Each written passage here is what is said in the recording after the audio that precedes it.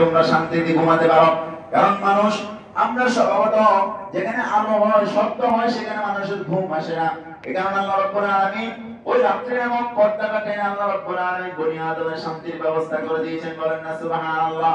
এখন তুমি দেখো পাখিগুলি কিচির মিচির করেছে, ফজর যখন হয় ওই পাখি ডাকতে থাকে তুমি বলো যে পাখি ডাকে, কিন্তু পাখি ডাকে না, পাখি বলে সুবহানাল্লাহ, আলহামদুলিল্লাহ, লা ইলাহা ইল্লাল্লাহ, আল্লাহু আকবার, পাখি ডাকতে থাকে। আমরা পাখির ভাষা বুঝি না, কিন্তু আল্লাহ রাব্বুল আলামিন ঠিকই ওই মাখলুকাতের ভাষা বুঝেন। আল্লাহ রাব্বুল আলামিন এই পাখিগুলোর উত্তম রিজিকের ফয়সালা করে দেন, ব্যবস্থা করে দেন। আল্লাহ রাব্বুল আলামিনের এই মাখলুকাতের ১৮,০০০ মাখলুকাত আমরা বলি, কিন্তু এটা ভুল প্রসিদ্ধ।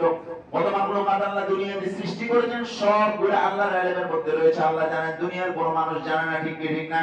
ঠিক। ওই গর্তের পিপুলিকা থেকে সমুদ্রের মাছ পর্যন্ত, উড়ন্ত পাখিগুলি পর্যন্ত, ওই পাহাড়ের মধ্যে, সাগরের মধ্যে, জলে স্থলে স্থলে জলভাগে কত মাখলুকাত আল্লাহ সৃষ্টি করেছেন, সবগুলি সৃষ্টি করেছেন। কিন্তু এগুলাকে কোনদিন আল্লাহ হুকুম করেন নাই যে আমার তাসবিহ পাঠ করো, আমার পবিত্রতা বর্ণনা করো। কিন্তু এই মাখলুকাত গুলো অটোমেটিক আল্লাহর তাসবিহ পাঠ করতে থাকে, আল্লাহর তাসবিহ গুণকীর্তন গাইতে থাকে। এই মাখলুকাত ছাড়া আল্লাহ রাব্বুল আলামিন স্পেশালিস্ট কিছু আল্লাহর সৈনিক তৈরি করে রেখেছেন, যাদেরকে ফেরেশতা বলা হয়। আল্লাহ রাব্বুল আলামিন কেমন ফেরেশতা তৈরি করেছেন হাদিসের মধ্যে রয়েছে, যেখানে বাইতুল্লাহ, এই পৃথিবীর মধ্যে আল্লাহ সর্বপ্রথম ঘর যেটা দিয়েছেন সেটা হলো, আল্লাহ কোরআনে বলেছেন, ইন্না আওয়ালা বাইতিন উযিআ লিন-নাসি আল্লাযী বিবাক্কাতা মুবারাকান ওয়া হুদান লিল আলামিন। আল্লাহ বলেন এই পৃথিবীর মধ্যে আল্লাহর পক্ষ থেকে স্থাপিত ঘর হলো বাইতুল্লাহ, খানা কাবা। এই খানা কাবার উপরে বরাবর বাইতুল মামুর রয়েছে।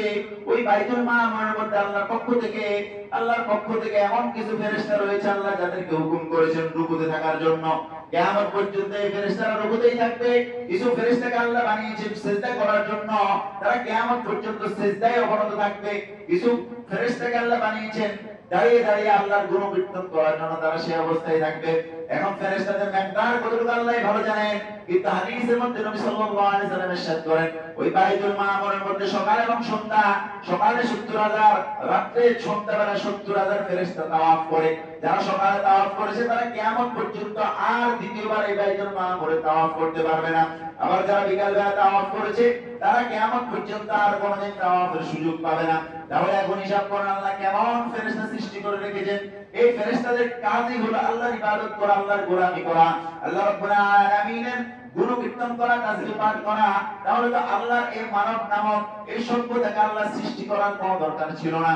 কেননা ফেরেশতারা আল্লাহর সাথে যখন কথোপকথন করেছেন, ফেরেশতারা আল্লাহর সাথে যখন বাক বিতণ্ডায় লিপ্ত হয়েছেন, সূরাতুল বাকারার মধ্যে রয়েছে, আল্লাহ বলেন, ওয়া ইয ক্বালা রাব্বুকা লিল মালাইকাতি ইন্নী জাa'ইলুন ফিল আরদি খলিফা قالوا أتجعل فيها من يفسد فيها ويسفك الدماء ونحن نسبح بحمدك ونقدس لك قال إني أعلم ما لا تعلمون। আল্লাহ বলেন, যখন আমি বনি আদম বানাবো, ফেরেশতারা আমাকে বলল, আল্লাহ এমন জাতি কেন বানাবেন যারা দুনিয়াতে ফিতনা ফাসাদ করবে, খনাখনি করবে, রক্ত হানাহানি করবে, যারা মারামারি করবে, নিজেদের মধ্যে ফাসাদ সৃষ্টি করবে, এই জমিনকে নামাক করে দিবে, জমিনকে বিশৃঙ্খলিত করে ফেলবে, ভাই ভাইয়ের রক্ত নিয়ে হোলি খেলবে, এমন জাতি কেন বানাবেন? আল্লাহ রাব্বুল আলামিন বলেন, ইন্নী আ'লামু মা লা তা'লামুন।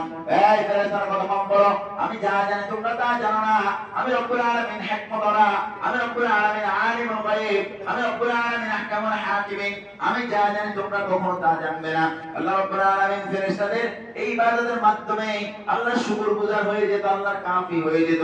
তারপর আল্লাহ রাব্বুল আলামিন কেন বনি আদম বানিয়েছেন এবং বনি আদমকে ওই ফেরেশতার থেকে আল্লাহ রাব্বুল আলামিন দামি বানিয়েছেন আমার কথা নয়, কোরআনের কথা। আল্লাহ রাব্বুল আলামিন সূরাতুল বানি ইসরাঈলের মধ্যে বলেছেন, সুবহানাল্লাযী আসরা বিআবদিহি লাইলাম মিনাল মাসজিদিল হারাম।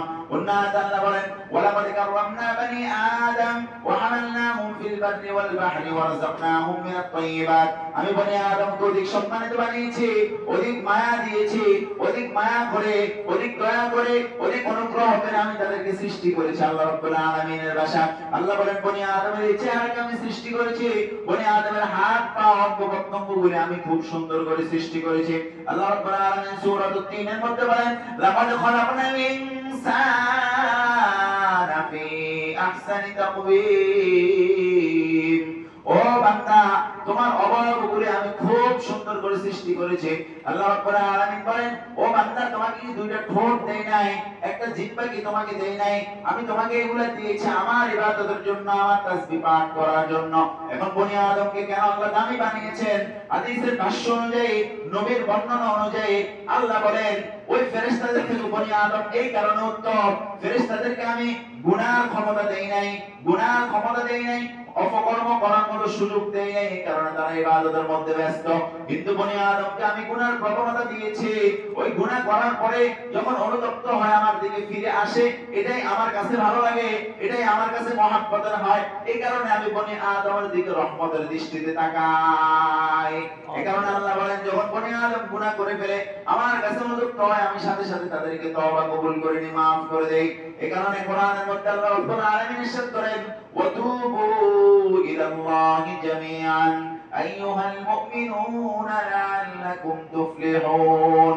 আল্লাহ বলেন, ও বনি আদম, আমার দিকে তওবা করো, ফিরে আসো, ফিরে আসো, আমি তোমাদের তওবা কবুল করব, তোমাদেরকে ক্ষমা করে দিব।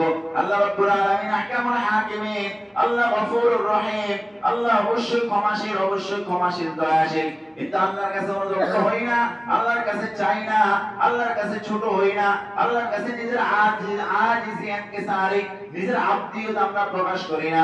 দুনিয়ার মানুষগুলো, দুনিয়ার মধ্যে একজন মানুষ যার আন্ডারে চাকরি করি, যার আন্ডারে আমার রুটি রুজির ব্যবস্থা হয়, এই মানুষগুলোকে আমি যেমন সম্মান করি, চেয়ারকে যেমন সম্মান করি, ক্ষমতাওয়ালাকে যেমন সম্মান করি, তাদেরকে যতটুকু রেসপেক্ট করি, তাদেরকে সেলুট দিই, কিন্তু আমি আল্লাহকে ওই রব হিসেবে, আমার বানানেওয়ালা, পালনেওয়ালা, খাওয়ানেওয়ালা, মরনেওয়ালা, সুখ দুঃখ সব কিছুর মালিককে, ভাই মালিককে বলেন, বলেন এই মালিককে রব বলে আমি স্বীকার করলাম না। আমি মুখ দিয়ে বলি আল্লাহু আকবার, আল্লাহু আকবার। আল্লাহ সব থেকে বড়, আল্লাহর সুমহান, আল্লাহর সুউচ্চ মর্যাদার অধিকারী।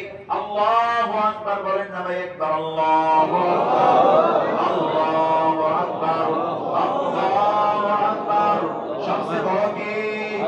সুবহান কে? সুউচ্চ মর্যাদার অধিকারী কে? এই মুখ দিয়ে যেমন বলি, অন্তরের মধ্যে আমার এটাকে বড়ত্বকে দামি দিতে হবে, দাম দিতে হবে। ও ভাই, প্রত্যেক দিনের নামাজ যদি হিসাব করি, 17 ওয়াক্ত ফরজ নামাজ, এই 17 ওয়াক্তের মধ্যে আমি কয়বার 17 রাকাত, 17 রাকাত যে ফরজ নামাজ আছে, ফজরের 2 রাকাত, জোহরের 4 রাকাত, আসরের 4 রাকাত, 4 রাকাত, 4 রাকাত, 8 রাকাত, 8 রাকাত আর 2 রাকাত 10 রাকাত, পরে মাগরিবের 3 রাকাত, এ হলো 13 রাকাত, এশারের 4 রাকাত, কত রাকাত হলো? 17 রাকাত। তাহলে 17 রাকাতের মধ্যে এমন হিসাব মিলান, ফজরের 2 রাকাতে তাকবীর আমরা কয়বার বলি? তাকবীরে তাহরিমার সময় একবার বলি, রুকুতে যাওয়ার সময় একবার বলি, 2 বার হলো। আবার সিজদায়, প্রথম সিজদায় যাওয়ার সময় একবার বলি, 2 সিজদায় 4 বার, কয়বার? 4 বার। তাহলে এক রাকাতের মধ্যে 6 বার আমি আল্লাহু আকবার বলি, কয়বার বলি বলেন? 6 বার। এক রাকাতের মধ্যে যদি 6 বার বলি, 2 রাকাতের মধ্যে 12 বার হয়, 4 রাকাতের মধ্যে কয়বার হয়? 24 বার। 4 রাকাতের মধ্যে 24 বার হলে 8 রাকাতের মধ্যে কয়বার হয় বলেন? 48 বার। কয়বার? 24 দুগুণে কত? 48। এখন 8 রাকাতের মধ্যে যদি এমন 48 বার হয়, আরো 4 রাকাত হিসাব করেন, 12 রাকাতের মধ্যে কয়বার হয়? কয়বার? 48 আর 24 কত? 72। এরপরে আরো কয় রাকাত? 5 রাকাতের মধ্যে আবার হিসাব করেন, তাহলে কতবার আল্লাহু আকবার বলি? আল্লাহু আকবার, আল্লাহু আকবার, আল্লাহু আকবার। এখন আমি 30 বছর যে নামাজ পড়ছি, প্রত্যেক দিন দৈনন্দিন শুধু ফরজ নামাজের যদি আল্লাহু আকবারের হিসাব করি, আল্লাহকে কতবার আল্লাহু আকবার বলি? শুধু মসজিদের মধ্যে, নামাজের মধ্যে আল্লাহু আকবার, আল্লাহ সবচেয়ে বড়, এই দাবি করি, কিন্তু মসজিদের গেট থেকে পার হয়ে গেলে আল্লাহু আকবার, এটা তো আমার কাজে কর্মে প্রমাণ হয় না। ঠিক না মুসলমান ভাই? ঠিক না? ঠিক কি ঠিক না? যদি মসজিদে নামাজে দাঁড়িয়ে যেমন আল্লাহু আকবার বলেছে, আল্লাহ বড়, ওই বাইরে গিয়ে যত কাজকর্ম করেছি সেখানে যদি আল্লাহু আকবার, আল্লাহই বড়, আল্লাহকেই রব বলে স্বীকার করতাম, তাহলে দুনিয়ার সব থেকে আমি ভালো হয়ে যেতাম। ঠিক না? কিন্তু আমরা আল্লাহু আকবার বলতে আল্লাহকে বড় জানি, কিন্তু অন্যায় গরিত বন্ধ কাজ করার সময় আল্লাহকে বড় মনে করি না, আল্লাহর হুকুমগুলি আমি আদায় করি না। যেটা বলার জন্য চাইছি, দুনিয়ার মানুষগুলোকে আমরা যতটুকু সম্মান করি, দুনিয়ার মানুষগুলোর দিকে যেমন আমি চুপ করে তাকিয়ে থাকি, যার মাধ্যমে আমি চাকরি করি, যার গোলামি আমি করি, এর সামনে কতই না নমন কোমল সুরে কত কণ্ঠকে নরম করে অনেক সময় গলার দুধ শুকিয়ে যায়, পানি শুকিয়ে যায়, কত অনুনয় বিনয় করে আমরা তার কাছে তাকিদ করি, সামান্য তার মাধ্যমে আমার দুনিয়ার এই পেটের আর পিঠের একটু ব্যবস্থা হয়, একটু রুটি রুজির ব্যবস্থা হয়। এই কারণে একে এত রেসপেক্ট করে, এত সম্মান করি। ও ভাই, যে আল্লাহ আমাকে বানিয়েছেন, এই সুন্দর হাত গড়ে দিয়েছেন, চক্ষু দিয়েছেন, কর্ণ দিয়েছেন, এক এক অঙ্গের কত দাম, যখন এটার উপর কোনো আঘাত আসে তখন বুঝবেন একটা চোখের কত মূল্য, একটা হাতের কত মূল্য। আপনি সুস্থ মস্তিষ্কের মানুষ, আপনাকে দুনিয়ার কোনো মানুষ যদি বলে তোমার একটি চোখের বিনিময়ে দুনিয়ার সবকিছু দিয়ে দিব, তুমি কি দিবা? কোন মানুষ কি রাজি হবে? সুস্থ মস্তিষ্কের মানুষ। আর ভাই, দুনিয়ার সবকিছু তখন চোখের কাছে তুচ্ছ হয়ে যায়। ওই ব্যক্তিকে জিজ্ঞাসা করো যার জন্মের পর থেকে পর্যন্ত দুনিয়ার আলো বাতাস সে দেখে নাই, তাকে জিজ্ঞাসা করো চোখের কত মূল্য। এই চোখ আল্লাহ তোমাকে দিয়েছেন, এই হাত আল্লাহ তোমাকে দিয়েছেন, বলার মতো শক্তি দিয়েছেন। আর ভাই, তোমার অঙ্গ প্রত্যঙ্গগুলি আল্লাহ তোমাকে যেমন দিয়েছেন, ওই প্রাণীগুলোকেও যেমন দিয়েছেন। আমাদের যেমন হাত পাও দুটোটা মিলে চারটা, চতুষ্পদ জন্তুগুলোর হাত পাও সবগুলি মিলে চারটা, কিন্তু একটা জিনিস কোনদিন কি লক্ষ্য করেছেন? আল্লাহ চাইলে তো আমাদেরকে গরু, ওই কুকুর শুকুরের মতো এইভাবে হুপড়ি খেয়ে দুনিয়ার মধ্যে টানে হেসে আমাদেরকে চলন করার মতো ব্যবস্থা করতে পারতেন না। মালিক আমাদেরকে কি সুন্দর টল ফিগার দিয়েছেন, মাথা উঁচু করে সুন্দর করে জমিনের মধ্যে আমরা চলাফেরা করি। আল্লাহ রাব্বুল আলামিনের দাবি একটাই, যে দুনিয়ার যত মাখলুকাত বানিয়েছি সব কিছু বনি আদমের জন্য, আর বনি আদমকে বানিয়েছে আমার ইবাদতের জন্য। বলে সুবহানাল্লাহ। কিন্তু বনি আদম আমার ইবাদত না করে যখন অন্য ভিন পথে চলে যায়, আল্লাহু আকবার ধ্বনি শোনার পরেও মসজিদের পাশ দিয়ে হেঁটে যায়, তখন আল্লাহ রাব্বুল আলামিনের ওই ক্রোধের মধ্যে আল্লাহ রাব্বুল আলামিনের অন্তরের মধ্যে আঘাত লাগে। আল্লাহ রাব্বুল আলামিন এরপরে বনি আদমকে দূরে সরিয়ে দেন না। কোরআনের মধ্যে আল্লাহ রাব্বুল আলামিন সূরাতুজ জুমারের মধ্যে বলেছেন, আল্লাহ খুব মায়া করে দয়া করে বনি আদমের দিকে লক্ষ্য করে বলেন, قل يا عبادي الذين أسرفوا على أنفسهم لا تقنطوا من رحمة الله إن الله يغفر الذنوب جميعا إنه هو الغفور الرحيم। আল্লাহ বলেন, নবী আপনি আপনার উম্মতকে, মায়ার উম্মতগুলোকে জানিয়ে দেন, আমার বান্দাগুলোকে জানিয়ে দেন, ইয়া ইবাদিয়াল্লাযীনা আসরাফু আলা আনফুসিহিম, হে বনি আদম, ও আমার বান্দারা, তোমরা গুনাহ করতে করতে জীবনটাকে জর্জরিত করে ফেলেছো, কলুষিত করে ফেলেছো। তোমার নেক আমলের তুলনায় বদ আমল অনেক বেশি, তুমি নিজে জানো। এমন গুনাহ করেছো দুনিয়ার কেউ জানে না, আমি জানি। এমন গুনাহ করেছো আমার কাছে তুমি অনুতপ্ত হতে, তাওবা করতে যদি লজ্জিত হও। আল্লাহ রাব্বুল আলামিন বলেন, ইয়া ইবাদিয়াল্লাযীনা আসরাফু আলা আনফুসিহিম লা তাকনাতু মির রাহমাতিল্লাহ। আল্লাহ বলেন, তুমি পাহাড়ের উচ্চতা সমপরিমাণ গুনাহ করেছো, সমুদ্রের ফেনা পরিমাণ সমতায় গুনাহ করেছো। আল্লাহ বলেন, লা তাকনাতু মির রাহমাতিল্লাহ। এ বান্দা, আমার রহমত থেকে নিরাশ হয়ে যায় না। বান্দা, আমার দয়া থেকে নিরাশ হয়ে যায় না, আমার থেকে দূরে সরে যায় না। দুনিয়ার মানুষগুলোর সিস্টেম, দুনিয়ার মানুষগুলোর পদ্ধতি হলো, আমরা কেউর সাথে যদি বেয়াদবি করি, কেউর সাথে গাদ্দারি করি, কেউর সাথে কোনো কিছু করি, তার মনের মধ্যে আঘাত হয়, মানুষকে দূরে সরিয়ে দেয়, লাথি মেরে সরিয়ে দেয়, দরজা থেকে তাড়িয়ে দেয়, দূর সরে যা, আর আমার কাছে আসিস না, মানুষ রাগান্বিত হয়। কিন্তু আমার আল্লাহর সিস্টেম হলো, যে বান্দাগুলো অনুতপ্ত হয়, আল্লাহ রাব্বুল আলামিন তাদেরকে রহমতের কোলে উঠায় নেন। এই কারণে আল্লাহ বলেন, লা তাকনাতু মির রাহমাতিল্লাহ। আল্লাহ বলেন, গুনাহ করেছি সেটা আমি জানি, তুইও জানিস। ও বান্দা, আমার রহমত থেকে নৈরাশ হইস না রে বান্দা, তোর গুনার থেকে আমার রহমতের সীমা অনেক বেশি। এই কারণে আল্লাহ বলেন, লা তাকনাতু মির রাহমাতিল্লাহ। এরপর আল্লাহ বলেন, ইন্নাল্লাহা ইয়াগফিরুয যুনুবা জামিআ। ওই বান্দা, তুই আমার রহমত থেকে নৈরাশ হওয়ার কাজ কি? তুই গুনাহ করেছিস, আমি জানি। গুনাহ ক্ষমা করার অধিকার আমার। তোর যত গুনাহ আছে আমি সব ক্ষমা করে দেব, কিন্তু শর্ত হচ্ছে আমার কাছে আসতে হবে, ফিরে আসতে হবে। আল্লাহ বলেন, ইন্নাল্লাহা ইয়াগফিরুয যুনুবা জামিআ। নিশ্চয় আল্লাহ বনি আদমের সব গুনাহ ক্ষমা করে দিবেন। এরপর আল্লাহ বলেন ইন্নাহু হুয়াল গফুরুর রহিম। আল্লাহ খুব মায়ার সুরে বলেন, হে বান্দা, আমার মতো গফুরুর রহিম ক্ষমাশীল আর কেউ নাই। দুনিয়ার মানুষের কাছে যদি আমরা চাই, অনুতপ্ত হই, মানুষ রাগান্বিত হয়। যখন একটা বসের কোনো অর্ডার অমান্য করি, তখন বস রাগ হয়ে যায়। একবার, দুইবার, তিনবার যদি অনুতপ্ত হই, তার কাছে ক্ষমা প্রার্থনা করে আরো রাগান্বিত হয়ে যায়। বলছেন এটা করিস না, আমার দরজা আসিস না, সরে যা, এই বেহায়া, এই নির্লজ্জ, কেন আসলি, এখন চলে যা, গার ধাক্কা দিয়ে বের করে দেয়। আল্লাহ রাব্বুল আলামিন বলেন, আরে দুনিয়ার মানুষের সিস্টেম হলো তাদের কাছে যদি চায় মানুষ রাগান্বিত হয়, আর আমার আল্লাহর সিস্টেম হলো আল্লাহর কাছে না চাইলে রাগান্বিত হন। বলেন না সুবহানাল্লাহ। আমরা মানুষের কাছে চাইলে রাগান্বিত হয়, আর আল্লাহ বলেন যে বান্দা আমার কাছে চায় না, আমি তার উপর রাগান্বিত হই। স্পষ্ট হাদিস, قال رسول الله صلى الله عليه وسلم من لم يسأل الله يغضب عليه। যে ব্যক্তি আল্লাহর কাছে চায় না, এই যে কচি কচি বাচ্চাগুলি হাদিসটা পড়ে, 40টা হাদিস তাদেরকে মুখস্থ করায়, মান লাম ইয়াসআলিল্লাহ ইয়াগضب আলাইহি, যে আল্লাহর কাছে চায় না, চাইতে জানে না, চায় না, আল্লাহকে ভয় করে, আল্লাহর রহমতের দিকে আসেন, আল্লাহ তার উপর রাগান্বিত হন, তার উপর রাগান্বিত হন। এই কারণে আল্লাহর কাছে যত চাই আল্লাহ খুশি হয়। এই কারণে কোরআনে আল্লাহ বলেছেন, লা তাকনাতু মির রাহমাতিল্লাহ ইন্নাল্লাহা ইয়াগফিরুয যুনুবা জামিআ, ইন্নাল্লাহা ইয়াগফিরুয যুনুবা জামিআ। আল্লাহ বলেন, অবশ্যই অবশ্যই আমি তোমাদের সব গুনাহগুলি ক্ষমা করে দিব। কারণ এই গুনাহ ক্ষমা করার অধিকার কার? ভাই, একমাত্র কার? আল্লাহ। আল্লাহ ছাড়া কেউ কি গুনাহ ক্ষমা করতে পারবে? আল্লাহ ছাড়া আমাদেরকে জান্নাতের অধিবেশনে কেউ নিতে পারবে? আল্লাহ ছাড়া আমাদেরকে কেউ ক্ষমা করবে না। আল্লাহ ছাড়া কোনো মালিক নাই, দয়াকার নাই। আল্লাহই সবচেয়ে বড় দয়ালু, আল্লাহই সবচেয়ে বড় রহমান, আল্লাহই সবচেয়ে বড় রহিম। দুনিয়ার কিছু তুলনায় আল্লাহ রাব্বুল আলামিন দিয়েছেন মায়া দয়া।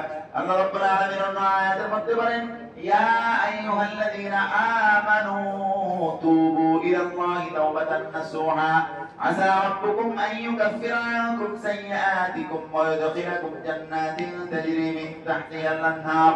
আল্লাহ বলেন, হে বনি আদম, এ মানুষেরা শোনো, ইমানদাররা শোনো, তুবু ইলাল্লাহি তাওবাতান নাসুহা, তোমরা আল্লাহর কাছে তওবা করো, একনিষ্ঠভাবে তওবা করো, দিলের খালিস নিয়ত নিয়ে আল্লাহর কাছে তওবা করো, ফিরে আসো।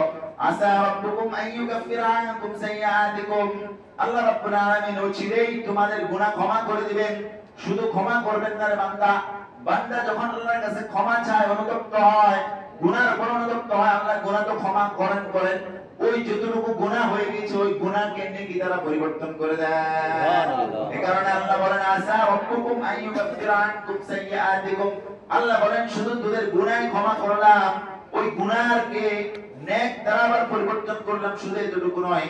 আল্লাহ বলেন, ওয়া ইদখিলুকুম জান্নাতিন তাজরি মিন তাহতিহাল আনহার, এরপর আল্লাহ নিজ দায়িত্বে তাদেরকে জান্নাতে পৌঁছে দিবেন। এই কারণে বনি আদম, আমরা তাওবা অনেক কম করি, অনেক কম তাওবা করে থাকি। রাসূল সাল্লাল্লাহু আলাইহি ওয়াসাল্লাম হাদিসের মধ্যে ইরশাদ করেছেন, আল্লাহর নবী হওয়ার পরেও তিনার ইবাদতের কোনো সীমা নাই। আম্মা জানা আয়েশা রাদিয়াল্লাহু তাআলা আনহা বলেন, ও নবী, আপনার পূর্বের এবং সামনের জীবনের যত গুনাহ হতে পারে হবে, বা আল্লাহ রাব্বুল আলামিন মুকদ্দার রেখেছেন, আল্লাহ আগে maaf করে দিয়েছেন, গুনাহ হওয়ার আগে আল্লাহ maaf করে দিয়েছেন আপনার গুনাহ। তারপরে আপনি এত কেন ইবাদত করেন, এত কেন নামাজ পড়েন, এত কেন সিজদা করেন? আল্লাহ নবী সাল্লাল্লাহু আলাইহি ওয়াসাল্লাম আম্মা জানা আয়েশাকে জবাব দেন, আমালা গুনা আবদান শাকুরা, ও আয়েশা শুনে রাখো, আমি কি আল্লাহর শুকরগুজার বান্দা হব না? আল্লাহকে কি সিজদা দেব না? আল্লাহর ইবাদত কি আমি করব না? আল্লাহ আমার গুনাহ ক্ষমা করে দিয়েছেন ঠিক, কিন্তু আমি তো আল্লাহর বান্দা, আল্লাহর পক্ষ থেকে আমাকে ইবাদতের জন্য বলা হয়েছে। আমার হাতের মাধ্যমে আল্লাহর শুকরিয়া আদায় করতে হবে, চোখের মাধ্যমে শুকরিয়া আদায় করতে হবে, পায়ের মাধ্যমে করতে হবে, মুখের মাধ্যমে, জবানের মাধ্যমে করতে হবে, খাবারের মাধ্যমে আল্লাহ শুকরিয়া আদায় করতে হবে। আমি যে উপার্জন করে উপার্জনের মাধ্যমে আল্লাহ শুকরিয়া আদায় করতে হবে, আমি যে ব্যয় করি এর মাধ্যমে আল্লাহ শুকরিয়া আদায় করতে হবে। তাহলে আল্লাহ রাব্বুল আলামিন আমাকে যে যত সম্পদ দিয়েছেন, আমাকে সুস্থ রেখেছেন, এই সবগুলোর নজরানা আল্লাহর দরবারে হবে। এখন আমরা যে তওবা করি, ওই তওবার মধ্যে আমরা নিজেরাই কমে রাখি দিই, কিন্তু তওবার সিস্টেম হচ্ছে, তওবার কথা হচ্ছে এমন তওবা করতে হবে, তওবা নাসুহা, একনিষ্ঠভাবে। তওবা কাকে বলে? তওবা কখন কবুল হবে? তওবা কবুল হওয়ার জন্য তিনটা শর্ত। কয়টা শর্ত? তিনটা শর্ত। এক নাম্বার হচ্ছে আমরা যখন তাওবা করি, যে কাজ আমার থেকে সওয়াবের হয়ে গিয়েছে, গুনার কাজ, এটার উপর আমি অনুতপ্ত হতে হবে যে আহা আহা কি করলাম, আহ এই গুনাহটা কেমনে করলাম, আমি এটা আহা ভুল হয়ে গিয়েছে, আহ আহ বলে যে কলিজার থেকে যে আফসোস আমি বের করলাম, কলিজার গহীন থেকে যে আফসোস আল্লাহর দরবারে পৌঁছিয়ে দিলাম, তখন আমার তাওবা কবুল হয়ে গিয়েছে। এক নাম্বার হলো এই অনুতপ্ত হওয়া, লজ্জিত হওয়া, শর্মিন্দিকা হওয়া। দুই নাম্বার হলো এই গুনাহ আমি কখনো করব না, সামনে আমার থেকে হবে না, এর প্রতিজ্ঞাবদ্ধ হওয়া। তিন নাম্বার হলো আল্লাহর কাছে সাথে সাথে ওয়াদা করা যে আল্লাহ আমি পূর্বে করে ফেলেছি, আর করব না, আমাকে maaf করে দাও। এই তিন শর্ত যদি পাওয়া যায়, আল্লাহ রাব্বুল আলামিন ওই বনি আদমের তাওবা কবুল করেন। এই তাওবা কবুল করেন।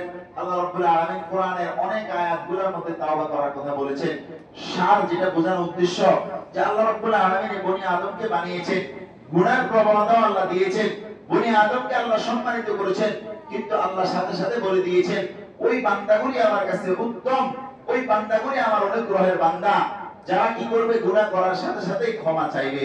যারা গুনাহ করার সাথে সাথেই ক্ষমা চাইবে, আল্লাহ অবশ্যই তাদেরকে কি করে দিবেন, ক্ষমা করে দিবেন। এই ক্ষমা আল্লাহর কাছে চাইবো তো ইনশাআল্লাহ ভাই। এই রাত্রি ইবাদত করার সাথে সাথে আল্লাহর কাছে তাওবা করব, ইস্তেগফার করব, নামাজ পড়ব। এখন বলতে পারেন হুজুর তাহলে কিছু আমলের কথা বলেন। হ্যাঁ বলবো ভাই, এক নাম্বার আমলের কথা, আজকে রাত্রির কোন নামাজের সংখ্যা নাই।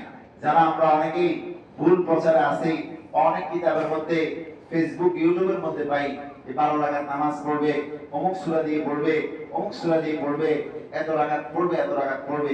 কোন আজকের রাত্রের নামাজের কোনো সংখ্যা নাই। বলেন আজকের রাত্রের নামাজের কোনো কি নাই, সংখ্যা নাই।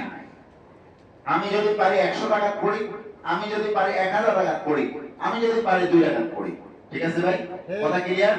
এটা আমার স্বাস্থ্য, আমার মুভমেন্ট, আমার স্বাস্থ্যের এবং আমার চাহিদা অনুযায়ী যতটুকু আমি পড়বো, ইনশাআল্লাহ আল্লাহ এটাকে আমাদের জন্য কামিয়াব করবেন। তাহলে এক নাম্বার হলো নফল নামাজ পড়বো। এখন নফল নামাজের মধ্যে অনেক নফল আছে। এক নাম্বার হলো সালাতুত তাওবা পড়বো, সালাতুল হাজত পড়বো, সালাতুল শুকর পড়বো, সালাতুল দুখুল মসজিদ পড়বো, তাহিয়াতুল ওযু পড়বো। এগুলা কি? এগুলা সবগুলো নফল নামাজ। আমি দাঁড়ালাম, দাঁড়ায় বললাম আমি 2 রাকাত সালাতুত তাওবার নামাজ আদায় করে দিয়েছি। তার মানে এই 2 রাকাতের মাধ্যমে আমি আল্লাহর কাছে তাওবা করব। কি করব? তাওবা করব। দ্বিতীয় 2 রাকাত আমি সালাতুল হাজতের নামাজ আদায় করতেছি। আল্লাহু আকবার। এই 2 রাকাতের মাধ্যমে আমি আল্লাহর কাছে আমার যত প্রয়োজন, হাজত, জরুরত আছে আল্লাহর কাছে চাইবো। 3 নাম্বার সালাতুল শুকর। আল্লাহ আমাকে কত সুস্থ রেখেছো। দুনিয়ার কত মানুষ রয়েছে যার একটা হাত নাই, যার একটা পাও নাই, যার একটা চক্ষু নাই। যখন রোডে ঘাটে হাঁটি, কত মানুষ কতভাবে সুয়াল করে, কত মানুষ কতভাবে কত কর্মের মধ্যে ব্যস্ত। আল্লাহ তুমি আমাকে এত সুস্থ রেখেছো, সবল রেখেছো। এই শুকরিয়া তো দুনিয়ার কোনো মানুষের কাছে আদায় করে শেষ করতে পারবো না। পারবো? সারা জীবন যদি আমরা শেষে আদায় করি, তাহলে একটা চোখ যে আল্লাহ দিয়েছেন, একটা হাত যে সুস্থভাবে দিয়েছেন, এই হাতের মূল্যকে আল্লাহর কাছে দিতে পারবো? কখনোই পারবো না। যার কারণে এই সালাতুল শুকর করে আল্লাহর কাছে বলবো, আল্লাহ তুমি কত নিয়ামত দিয়েছো, অগণিত। আমি তোমার কাছে এই নিয়ামত গণনা করে শেষ করতে পারবো না, আমার যোগ্যতাও নাই। আমরা আল্লাহর নিয়ামত গণনা করে শেষ করতে পারবো? আল্লাহ নিজেই দাবি করেছেন, ওয়া ইন তাউদ্দু নি'মাতাল্লাহি লা তুহসুহা। এ বান্দা, দুনিয়ার গাছপালাগুলোকে যদি কলম বানিয়ে দিই, আর নদীর সাগরের সব কিছু, সব পানিগুলোকে মিলে যদি কালি বানিয়ে দিই, তোমরা লেখা শুরু করবে, দুনিয়ার ঢাল পাড়ার সব কিছু শেষ হবে, সাগরের ওই পানি নামক কালিগুলো শেষ হবে, কিন্তু আমার প্রশংসা শেষ হবে না। আল্লাহ নিজে দাবি করেছেন। তাহলে আল্লাহর প্রশংসা করার মতো আমার যোগ্যতা নাই। এই অনুমতি যখন আল্লাহর কাছে পেশ করব, আল্লাহ বলেন এটাই বড় প্রশংসা, এটাই বড় প্রশংসা। বলেন সুবহানাল্লাহ। এই কারণে পরে 2 রাকাত সালাতুল শুকর পড়লাম, এরপরে সালাতুল হাজত পড়লাম। এখন আল্লাহ নবী সাল্লাল্লাহু আলাইহি সাল্লাম তিনার চাচা ইবনে আব্বাস রাদিয়াল্লাহু তাআলা আনহু আব্বাস রাদিয়াল্লাহু তাআলা আনহুকে শিখিয়েছেন যে নামাজ, সালাতুত তাসবিহ নামাজ যদি সুযোগ হয় পড়বো। আল্লাহ নবী বলেছেন পারলে প্রত্যেক দিন পড়ো, না হয় প্রতি সপ্তাহে একবার পড়ো, না হয় 15 দিনে একবার পড়ো, না হয় মাসে একবার পড়ো, না হয় বছরে একবার পড়ো, না হয় সারা জীবনে একবার পড়ো। বলেন সুবহানাল্লাহ। আব্বাস রাদিয়াল্লাহু তাআলা জিজ্ঞেস করলেন, নবী এর কি ফায়দা? তুমি যদি নামাজ পড়তে থাকো, গাছের পাতা শীতকালে যখন শীতের মৌসুমে গাছের পাতাগুলি যখন অটোমেটিক ঝরতে থাকে, পড়তে থাকে, তোমার গুনাহগুলি আল্লাহ এভাবে ঝরিয়ে দিবেন। প্রত্যেক তাসবিহের বিনিময়ে আল্লাহ সওয়াব দান করবেন, মর্যাদা বৃদ্ধি করবেন। এখন এই নামাজও পড়তে পারি। এরপরে যখন পড়তে পড়তে রাত 12টা ওভারটেক হবে, চলে যাবে, তখন আমরা তাহাজ্জুদের জন্য নিয়ত করতে পারি যারা সারা রাত ইবাদত করব। এখন সারাক্ষণ যদি নামাজে দাঁড়াই, নামাজ পড়ি, তেমন একটা ইমেজ থাকে না। তো কিছুক্ষণ নামাজ পড়ি, কিছুক্ষণ বসে বসে জিকির করি, দুরূদ শরীফ পড়ি, যারা কোরআন তেলাওয়াত করতে পারি কোরআন তেলাওয়াত করি, এরপরে আবার দোয়া করি। যেমন 4 রাকাত পড়ে আমি কি কিছুক্ষণ জিকির করলাম, দুরূদ শরীফ পড়লাম, এরপর আল্লাহর কাছে দোয়া করলাম। এভাবে আমার কয়েক রাকাত নামাজ হয়ে গেলে আবার লম্বা মুনাজাত দিলাম। এখন মুনাজাত ভাগ ভাগ হতে পারে, আমার নিজের জন্য এখন দিলাম, আবার 2 রাকাত পর আমার বাবার জন্য দিলাম, 2 রাকাত পর আমার মায়ের জন্য দিলাম, যার যেভাবে সুবিধা। আর না হয় সব নামাজ পড়ে একসাথে মুনাজাত করলাম, সবই পারবে, কোনো সমস্যা নেই। এটার কোনো নির্দিষ্ট কোনো নিয়ম তান্ত্রিক এভাবেই করতে হবে এমন কিছু নাই। ঠিক বুঝছেন কথা? শেষ মেশ যেটা করব, শেষ যে নামাজ পড়বো 4 রাকাত তাহাজ্জুদ পড়বো, পারবো ইনশাআল্লাহ। 4 রাকাত, 8 রাকাত, 12 রাকাত, কমপক্ষে 4 রাকাত পড়বো অথবা 8 রাকাত পড়বো। পড়ে এরপরে মুনাজাত দিয়ে আমি যখন সেহরের সময় হবে সেহরি খাবো, মসজিদে এসে ফজরের সুন্নত পড়ে ফজরের জামাত পড়বো, এরপরে যারা পারি ঘুমাবো। আর যদি কেউ বলেন আমি 12টা পর্যন্ত ইবাদত করে ঘুমাবো, তাও পারেন। এখন যারা কোরআন পড়তে পারি, নামাজ শেষ করে আপনি কোরআন পড়েন, সূরা ইয়াসিন পড়েন, সূরা রহমান পড়েন, সূরা মুলুক পড়েন, যে আমলের সূরাগুলি রয়েছে এগুলো পড়েন, অন্যান্য ইবাদত করেন, যতই জিকির আজকাল যা কিছু করেন, সবচেয়ে উত্তম জিকির হলো আল্লাহর কোরআন তেলাওয়াত করা। কি তেলাওয়াত করা? আফজালুয যিকরি তিলাওয়াতুল কোরআন। সবচেয়ে উত্তম জিকির হলো আল্লাহর কোরআন তেলাওয়াত করা। কোরআন তেলাওয়াত করা মানে সাথে সাথে আল্লাহর সাথে কথোপকথন করা। লা ইলাহা ইল্লাল্লাহ বললেও আল্লাহর সাথে আল্লাহকে ডাকা হচ্ছে, আল্লাহ আল্লাহ বললেও কাকে ডাকা হচ্ছে? আল্লাহকে ডাকা হচ্ছে। কিন্তু কোরআন যখন পড়েন সাথে সাথে আল্লাহর সাথে কথা হচ্ছে, বলেন সুবহানাল্লাহ। এই কারণে কোরআন পড়বো। সালাতুত তাসবিহ নামাজ 4 রাকাত। কয় রাকাত ভাই? 4 রাকাত। তাসবিহটা কি বলেন তো একজনে? সুবহানাল্লাহ, আলহামদুলিল্লাহ, ওয়া লা ইলাহা ইল্লাল্লাহ, আল্লাহু আকবার। এখানে অনেকে বলি হুজুর আল্লাহু আকবার না আল্লাহু আকবার। ভাই আপনি যেমনি বলেন আল্লাহ এটাই কবুল করবে। আল্লাহু আকবার বলতে পারেন, আল্লাহু আকবার বলতে পারেন, এটার কোনো কি নাই, একদম এটাই বলতে হবে না। দোনো রিওয়ায়াত আছে, আল্লাহু আকবার আছে, আল্লাহু আকবার আছে। এখন কথা হচ্ছে এই তাসবিহ মোট 300 বার পড়া। কয়বার? 300 বার। এখন ভাই আপনি গুনতে গিয়া কম হয়ে গেছে, বেশি হয়ে গেছে, কম তো হবে না যেহেতু আমরা করব। হ্যাঁ, এই সালাতুত তাসবিহের নিয়ম হচ্ছে, পরে বলছি, মাসআলা আগে বলছি, সেটা হলো পড়ার ক্ষেত্রে কেউ যদি ব্রেনের স্থিতিতে সে গুনতে না পারে যে আমি কয়বার পড়ছি এটা খেয়াল থাকে না, তাহলে আপনি আঙ্গুলের আনামিল, এটাকে আনামিল আকদা আনামিল বলে, এটা ব্যবহার করতে পারবেন। সুরুতান প্রকাশ না, আবার এমনি ধরেন না সুবহানাল্লাহ, আলহামদুলিল্লাহ, ওয়া লা ইলাহা ইল্লাল্লাহ, আল্লাহু আকবার, এমনি না, তাহলে তো নামাজ হবে না। নামাজ হবে, আমলের কাছে হয়ে যাবে। আপনি যখন হাত ব্যবহার করেন তখন এইভাবে আপনি আপনার ইশারা বুঝবেন, আর কে বুঝবে? আল্লাহ বুঝবে। দুনিয়ার মানুষ বুঝার দরকার নাই, এভাবে বলতে পারবেন। আবার রুকুত গিয়ে হাতে করতে পারবেন, সেজদাত গিয়ে হাতে করতে পারবেন। কথা বুঝা আসছে? এতটুকু অনুমতি আছে। আবার সাইন তাসবিহ নিয়ে পড়া শুরু করি। এখন কথা হলো 300 বার। কয়বার? 300 বার। 4 রাকাতে 300 বার, 1 রাকাতে 75 বার। কয়বার? 75 বার। 2 রাকাতে 150 বার, 3 রাকাতে 225 বার, 4 রাকাতে গিয়ে 300 বার। কি সিস্টেম? প্রথম হলো আপনি যেভাবে নামাজ শুরু করেন এভাবেই করবেন। আল্লাহু আকবার বলে দাঁড়াবেন, সানা পড়বেন, সুবহানাল্লাহি ওয়া বিহামদিকা ওয়া তাবারাকা ইসমুকা ওয়া তাআলা জাদ্দুকা ওয়া লা ইলাহা গায়রুক, আউযু বিল্লাহি মিনাশ শাইতানির রাজীম, বিসমিল্লাহির রহমানির রহিম, সূরা ফাতিহা পড়বেন। এরপরে আপনি 4 রাকাতের জন্য 4টা সূরা নির্ধারণ করেছেন না? 4টা সূরার একটা সূরা মিলাবেন। যেমন কেউ যদি শুরু করে সূরা ফিল থেকে, ফিল পড়লো, প্রথম রাকাতে ফিল পড়লো, পরের রাকাতে কুরাইশ পড়লো, পরের রাকাতে মাউন পড়লো, পরের রাকাতে ইন্নাআতানা পড়লো, 4 সূরা হয়ে গেছে। তো এখন এই সূরা পড়ার পরে রুকুতে যাবেন না। কই যাবেন না? রুকুতে যাবেন না, আগে তাসবিহ পড়বেন। তার মানে সূরা ফাতিহার কেরাত শেষ করার পরে তাসবিহ পড়বেন প্রথমবারে 15 বার। কয়বার? এখন এটা দুই সিস্টেম, একটা হলো ওই যে সানার পরে পড়া। আমগো দুই সিস্টেমের দরকার নাই, যেটা সহজ এটাই বলছি। আপনি সূরা ফাতিহার কেরাত পড়ার পরে রুকুতে যাওয়ার আগে আপনি 15 বার পড়বেন। কয়বার? সুবহানাল্লাহ, আলহামদুলিল্লাহ, ওয়া লা ইলাহা ইল্লাল্লাহ, আল্লাহু আকবার, সুবহানাল্লাহ, আলহামদুলিল্লাহ, ওয়া লা ইলাহা ইল্লাল্লাহ, আল্লাহু আকবার, সুবহানাল্লাহ, আলহামদুলিল্লাহ, ওয়া লা ইলাহা ইল্লাল্লাহ, আল্লাহু আকবার। একটু বার্তা বার্তা করে পড়তে পারেন, যাতে আপনার আওয়াজ আপনি কানে শুনেন, এটাও পারবেন, সমস্যা নাই। আবার যদি একা একই পড়েন জোরে পড়তে পারবেন, দোনোটার অনুমতি আছে। তবে ভাই একজন কোরআন শরীফ পড়ছে, আপনি পাশাপাশি নামাজে দাঁড়ায় এত জোরে পড়িয়ে যাতে এর কোরআনের আওয়াজ নষ্ট হয়। আমরা মানুষ বাঙালি হচ্ছে হুজুগে বাঙালি, মনে করি আমি যেটা করি এটাই ঠিক। গুড মানে করো। মসজিদ হলো আম ইবাদতের স্থান, ঠিক না? ইজনে আম বলা হয়। সকলের ইবাদতের উপযোগী সময় স্থান সমান। আপনি নামাজ পড়তে আসছেন, আরেকজন নামাজ পড়তে আসছে, আপনার যতটুকু অধিকার তারও যতটুকু অধিকার। এখানে রাজা বাদশাহ, রিকশাওয়ালা, দিন মজুর আর প্রেসিডেন্ট সবার কাতার সমান কোথায় ভাই? মসজিদে। এখানে আপনি প্রেসিডেন্ট এখানে দুইজন, কয়জন? একজন প্রেসিডেন্ট আর একজন ভাইস প্রেসিডেন্ট। একজন হলো ইমাম প্রেসিডেন্ট, ভাইস প্রেসিডেন্ট মুয়াজ্জিন। এই দুইজনের জায়গা ছাড়া মসজিদে কারো জায়গা নির্ধারণ করা জায়েজ নাই নাই নাই। যত বড় আলেম আপনার আঙ্গিকে আছে আপনি জিজ্ঞেস করি। এই কারণে মসজিদে কেউ নির্দিষ্ট মসলা বিছিয়ে রাখে, এটা মাকরুহ। যে মসলাটা আমার এখানে আমি বলবো, যে আমি ঠেলটা হবে না, হ্যাঁ আমার জায়গা বসে কি লাগে? চোখের ইশারা বুঝছেন নি? উড়ে যাও, আমার জায়গা বসে কেন? এটা বাপের দিনে রেস্টুরেন্ট করা জায়গা না। যে মনোভাব রাখবে এমন নামাজে দাঁড়াবে, ওই ব্যক্তিকে যদি আঘাত দেন আপনার নামাজ শেষ। নামাজের উপকার থেকে ক্ষতি বেশি হয়েছে। তো যার কারণে এখানে কোনো নির্দিষ্ট জায়গা নাই। খেয়াল থাকবে ভাই মাসালা, শুধু এখানে না, মসজিদুল হারাম কাবার ঘরের মধ্যেও কারো জায়গা নির্দিষ্ট নাই। কারণ মসজিদ আম ইবাদতের স্থান, ইজনে আম। আপনার যতটুকু অধিকার আমার যতটুকু অধিকার। দুই ব্যক্তির জন্য শৃঙ্খলা বর্ধিত হিসাবে দুইজনের জায়গা রাখার কথা বলছে, একজন ইমাম একজন মুয়াজ্জিন। কারণ ইমামের নামাজের ভুল হলে মুয়াজ্জিন ধরতে হবে, ঠিক না? নামাজের মধ্যে অনেক সময় মানসিকগত সমস্যা হবেই। ইমাম কোনো ফেরেশতা না যে একদম আল্লাহ যেটা মাইরা দিয়েছে এটাই বলবে।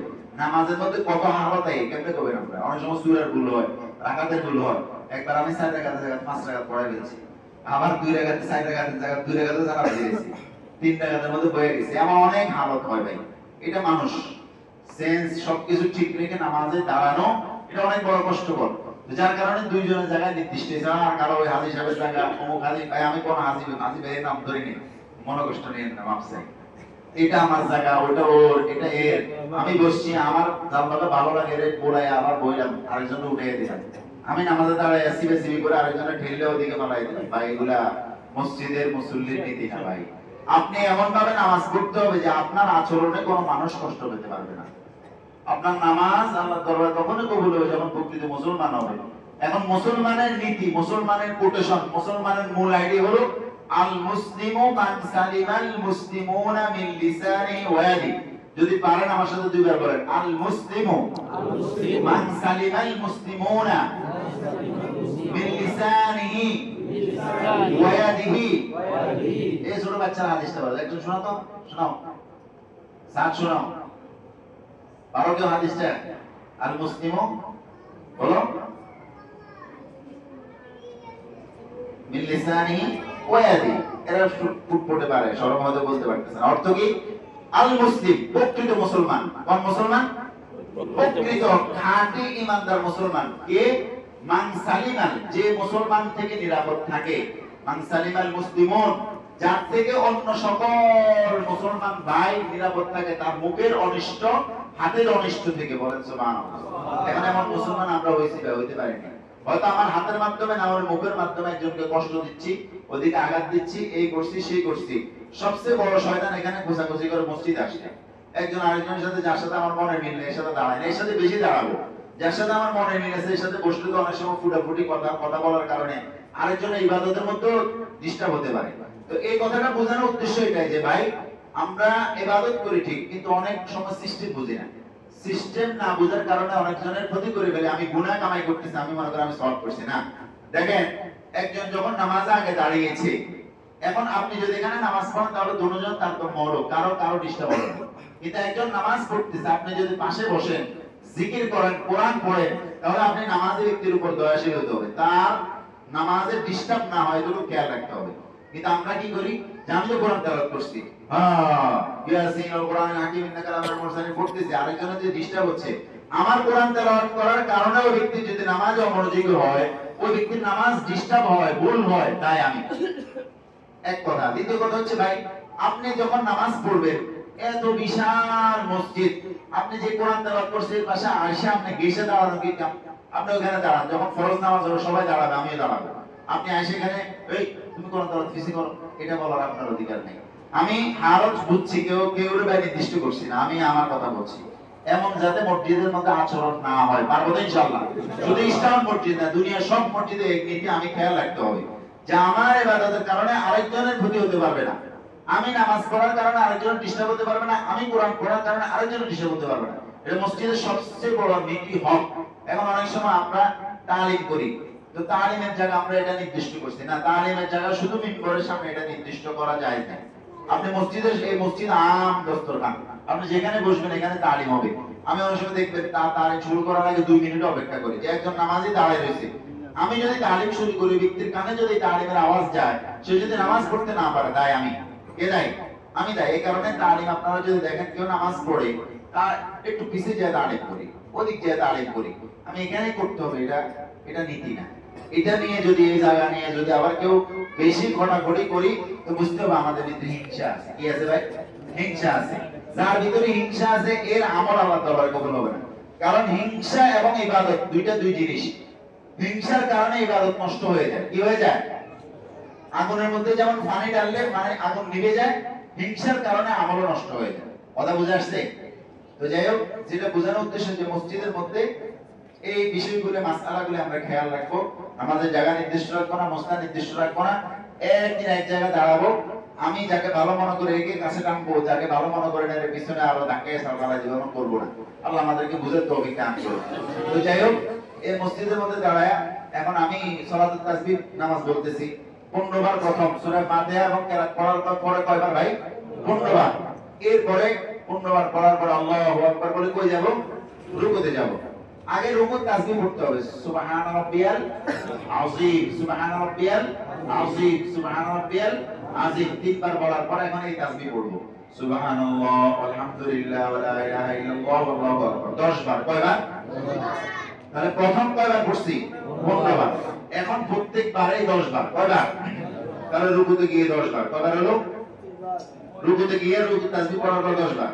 এখন যখন সামি আল্লাহু লিমান হামিদা রব্বানা লাকাল হামদু বলে দাঁড়াবো, এই সিজদায় যাওয়ার আগে আবার 10 বার। কয়বার? তাহলে 15 বার 10 10 20 কতবার হইছে? 35। এখন সহজ হিসাব, এক সিজদার মধ্যে 40 বার। কয়বার?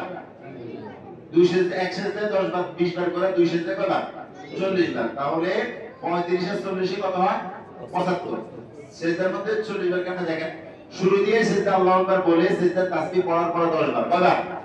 সিজদা থেকে একবার বসবো না, এই বসে আবার 10 বার, আবার সিজদা গিয়ে 10 বার। এখন প্রথম রাকাতের মধ্যে ওই তাসবিহ পড়ে দাঁড়ানো উত্তম। এই তাসবিহ পড়ে তারপর আল্লাহু আকবার বলে দাঁড়াবো। তাহলে কয়বার হচ্ছে? 40 বার, 35 বার, 75 বার। হিসাব বুঝছেন? এই 75 বার করে এইভাবে 300 বার তাসবিহ পড়বেন। এখন গুনতে গিয়ে হিসাবের বলে কম হবে বেশি হবে এটা সমস্যা নাই। কি নাই? সমস্যা নাই। অনেকে মনে করে আরে এটা কমে গেছে, হুজুর আমার নামাজটা হচ্ছে না, মনে হয় না। এটা বাড়তি একটা তাসবিহ যদি পড়তে পারে পরিপূর্ণ 300 বার, ইনশাআল্লাহ আল্লাহ ওই শীতকালের গাছের পাতা যেমন যারা এমন গুনাহ ক্ষমা করে দিবেন, প্রত্যেকটি শব্দের বিনিময়ে আল্লাহ আমল দিবেন। হাদিসের মধ্যে রয়েছে সুবহানাল্লাহ আলহামদুলিল্লাহ তামলাউ মা বাইনাস সামাওয়াতি ওয়াল আরদ, আসমান এবং জমিনের মধ্যবর্তী যতটুকু ফাঁকা জায়গা রয়েছে সুবহানাল্লাহ আলহামদুলিল্লাহ ভর্তি করে দেয়। বলেন সুবহানাল্লাহ। এমনি ভাবে তামলাউল মিজান, মিজানের পাল্লাকে ভারী করে দেয়। তাহলে অনেক বড় কালিমা না ভাই? এবং আরেক হাদিস রয়েছে সুবহানাল্লাহ জান্নাতের মধ্যে গাছ রোপণ করে দেয়। এই হাদিসগুলি স্পষ্ট হাদিস। তো যার কারণে এই কালিমা অনেক দামি। আমরা যদি পড়তে পারি, যারা পারে ইনশাআল্লাহ পড়ব। যারা এখন আজও করতে পারেন একজন ভাই, যারা পারে এদের থেকে আবার শিখে নিব। যদি পারে এই নামাজ আজকে রাতে পড়ব, অন্যান্য নফল নামাজ পড়ব। তবে সবার কাছে কর জোরে অনুরোধ, আপনাদের কাছে একটা রিকোয়েস্ট করছি, সবচেয়ে এই নফল নামাজগুলো যে পড়বেন এর থেকেও উত্তম হলো আপনার জীবনের অনেক নামাজ কাজা আছে। আসেনি ভাই? আসেনি ভাই? 15 বছর থেকে নামাজি আঙ্গমত মোল্লার গোষ্ঠী হুজুর ছাড়া 15 বছর থেকে পাক্কা নামাজি হয়েছে খুব কম। এরা এখন থেকে এরা মনে করেন যে 8 বছর 10 বছর থেকে নামাজের ট্রেনিং দিয়ে নামাজ শিখে নিয়েছে, শিখছে না? এরপরে মনে করেন হাফেজ হবো 15 বছর 14 বছর হয়ে যাবে, এই ইনশাআল্লাহ নামাজ তেমন কাজা করবে না। তাহলে সে 10 বছর থেকে দোষতে। কিন্তু আমাদের অনেক মানুষ আছে আমরা 30 বছর থেকে নামাজ দোষছি, 25 বছর থেকে দোষছি।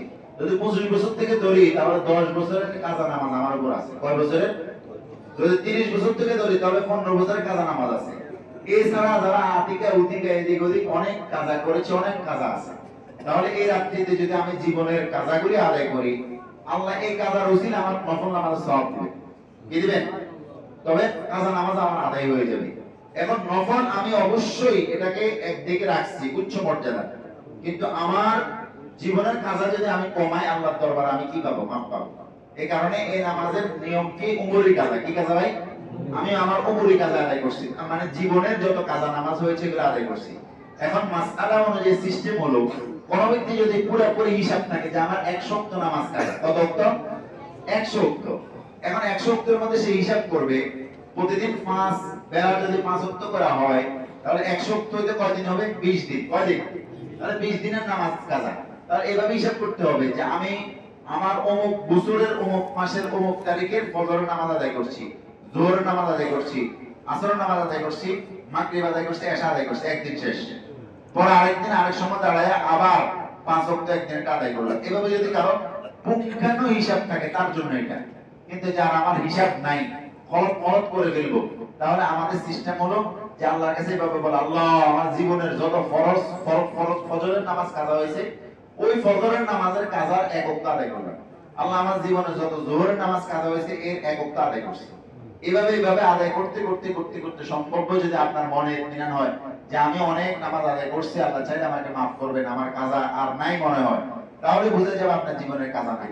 তাহলে এই কাজা নামাজ আমরা পড়তে হবে, আদায় করতে হবে। কারণ এক ওয়াক্ত নামাজ আপনি সময় থেকে অন্য সময় যদি পড়েন, যেমন সাপোজ আপনি যোহরের নামাজ না পড়ে আসরের সময় পড়লেন, তাহলে সময় মতো পড়লেন না কাজা করলেন? কাজা করলেন। এই এক ওয়াক্ত থেকে আরেক ওয়াক্ত বিনা কারণে নেওয়ার কারণে 80 হুব্বা জাহান্নামে জ্বলতে হবে। 80 হুব্বার পরিমাণ কত? 2,88,00,000 বছর। এখন না পড়লে কি অবস্থা হবে? তাহলে এই কারণে উমরি কাজা আদায় করব। তাহলে প্রথম কথা হলো এইভাবে নফল নামাজ পড়ব। দ্বিতীয় কথা হলো সুযোগ থাকলে সালাত তাসবিহ পড়ব। 3 নাম্বার হলো সবার কাছে এটাই মেসেজ যে আমি সালাত তাসবিহ আর অন্যান্য নফলের তুলনায় আমি যদি কাজা নামাজ কমাই আমার দায়িত্ব থেকে হালকা হব। খেয়াল থাকবো তো ইনশাআল্লাহ। আর সবচেয়ে বড় কথা হলো তাওবা করব, নিজের মা বাবার জন্য দোয়া করব, আত্মীয় স্বজনের জন্য দোয়া করব, মুর্দিগানদের জন্য দোয়া করব। আমাদের নিজের জীবনের কত হাজত রয়েছে, হাজতগুলো আল্লাহর কাছে চাইবো ইনশাআল্লাহ। এখন আমাদের আলোচনা এখানে শেষ। জি জি জি হ্যাঁ হ্যাঁ করতেছি। আপনার মনের আশা পূরণ করবো ইনশাআল্লাহ, আপনি টেনশন করেন, আপনি আমার দোয়া করেন। এখন আমরা একটু জিকির করব, রাজি আছেন তো ইনশাআল্লাহ? ইনশাআল্লাহ। এখন জিকিরের হুকুম কি? জিকির নিয়েও একতলাপ আছে। এই দোষ তো আপনারা নাম করে দেন যে মোল্লা এই হুজুরে শুধু টুসাটুসি করে। জিকির দুই প্রকার। কয় প্রকার? একটা জিকিরে জলি আর একটা জিকিরে খফি। একটা হলো জিকিরে জলি, যেটা জোরে জোরে জিকির করে, এটাকে জিকিরে জলি বলে। আর একটা হলো সগোপনে নিজ স্থানে নিজ কামরায় জিকির করা, এটাকে জিকিরে খফি বলে। দুটোটাই হাদিস দ্বারা প্রমাণিত, দুটোটাই করতে পারে। তবে ওই মাসালা এটাই যে জিকিরের মাধ্যমে অন্যের ইবাদত নষ্ট করা যাইতো না। কি করা যাইতো না? অন্যের ইবাদত নষ্ট করা যাবে না। আপনি মসজিদের মধ্যে জিকির করলো ওই উচ্চ মর্যাদা উচ্চ আওয়াজে হলো একটু কমাই দিবেন। আর আমাদের অনেক বাইরে নামাজ পড়তেছে, আমরা একটু আওয়াজ কমেই জিকির শুরু করবো ইনশাআল্লাহ। বাইরেও নামাজ শেষ করব, যেহেতু মসজিদের বারিন্দা নাই, আমরা এখানে করি। জিকিরের পরে ইনশাআল্লাহ দোয়া হবে। এরপরে আপনি আপনার সারা রাত্রির ইবাদত আপনি এভাবে সেটিং করিয়ে, ঠিক আছে ইনশাআল্লাহ? আর কোনো কথা প্রয়োজন আছে ভাই?